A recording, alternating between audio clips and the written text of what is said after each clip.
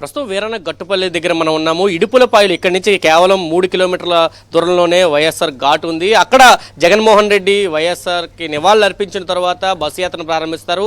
మొదటి స్వాగత పాయింట్గా వీరన్న గట్టుపల్లి ఉండబోతుంది. ఇక్కడి నుంచే మనం చూస్తున్న ఏదైతే దారం ఉందో ఈ ప్రాంతం నుంచి వస్తుంది. మొత్తం జనాలంతా కూడా అంటే ఈ పంచాయతీ ఇడుపులపాయ పంచాయతీలో ఉన్న వాళ్ళంతా కూడా వీరన్న గట్టు ప్రాంతానికి వస్తున్నారు. జగన్మోహన్ రెడ్డికి మొదటి స్వాగతం ఇక్కడి నుంచే పలకబోతున్నారు.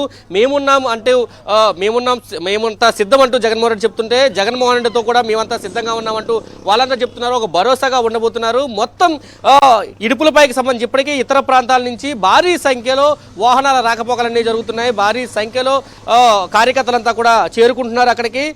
ప్రస్తుతం మనతో పాటు చాలా మంది కార్యకర్తలు ఉన్నారు. వాళ్ళతో మాట్లాడుతూ ఏం చెప్తారు అంటే ఇప్పటికే మేమంతా సిద్ధం అంటూ జగన్మోహన్ రెడ్డి యాత్ర ప్రారంభించాం. మొదటి స్వాగత పాయింట్గా వీరన్నగట్టు ప్రాంతం రాబోతుంది. మేము నిజంగా మాకు వచ్చిన ఈ అవకాశాన్ని చాలా అదృష్టంగా భావిస్తున్నాం.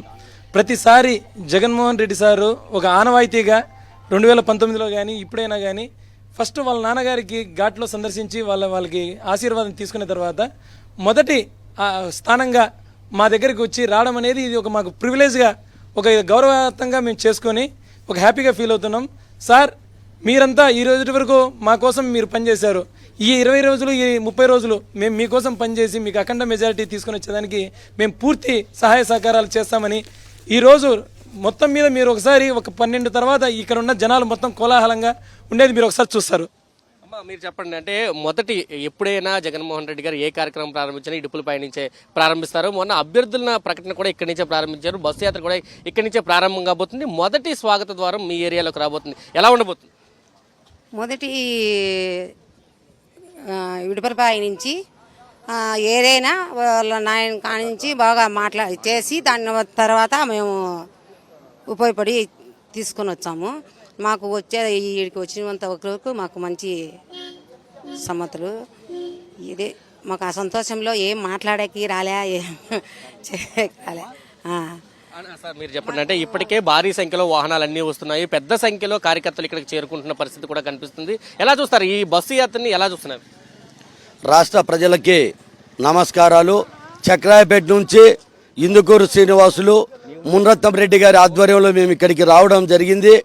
మరి ముఖ్యంగా చెప్పాలంటే జనగణ మన అధినాయక జయ హే, ఆ గొప్పతనం భారతదేశానికి మొత్తం తెలుసు. ఆ శక్తి ఆ జనగణ మనలో జగన్ ఉన్నాడు. ఈయన శక్తి కూడా రాష్ట్ర ప్రజలకందరికీ తెలుసు. ఇది ఒక ప్రభంజనం, ఇది ఒక శక్తి. చెప్పినట్టు వై నాట్ 175 అని మా నాయకుడు చెప్పడం జరిగింది. పేదలకి 80% ఉన్నటువంటి పేదలకి ఏ ఒక్క రికమెండేషన్ లేకుండా ఈరోజు పథకాలు అందాయి. వారందరూ సిద్ధంగా ఉన్నారు. ఫ్యాన్కు ఓటు వేసేదానికి సిద్ధంగా ఉన్నారు. అత్యధిక మెజార్టీతో అత్యధిక సీట్లు గెలుస్తాం.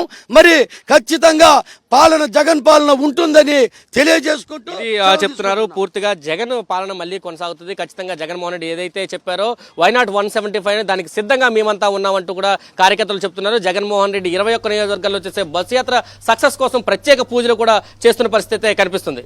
Okay Surender right.